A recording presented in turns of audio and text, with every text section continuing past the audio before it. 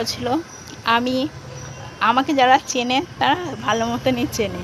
হ্যাঁ, সত্যি আমি এমন মনের মানুষ, হ্যাঁ, যে আমি আমার সন্তানকে ছেড়ে, আমি আমার বরকে ছেড়ে আমি চলে যাব, কখনোই না।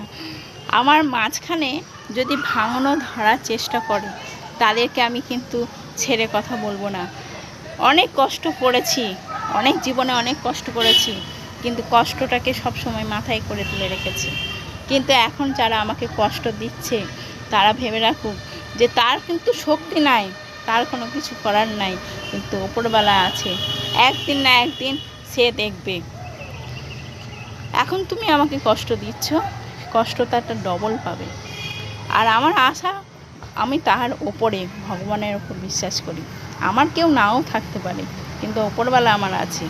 আমি সেই তাকেই আমি বিশ্বাস করি যে আমি যেমন কর্ম করেছি তেমন ফল পাচ্ছি। আর যারা আমাকে কষ্ট দিচ্ছে তাদেরকে একদিন এরম দেখাবে। কিন্তু আমার মাঝখানে আমার ভাঙনটাকে ভাঙতে আসতে, তাকে আমি ছেড়ে কথা বলবো না। কেননা আমি সব কিছু ছেড়ে দিতে পারি, কিন্তু আমার স্বামীটাকে আমি ছেড়ে দিতে পারবো না। আমি সংসার করতে এসেছি, আমি সংসার ভাঙতে আসিনি। আমার সংসার আমি যেমন করে করি, আমার বর য টাকা ইনকাম করুক, আমার ব্যাপার। আমার বর ক টাকা ইনকাম করছে না করছে আমি দেখে নেব। আমার বর আমাকে খাওয়াতে পারছে, সেটাই আমি দেখব।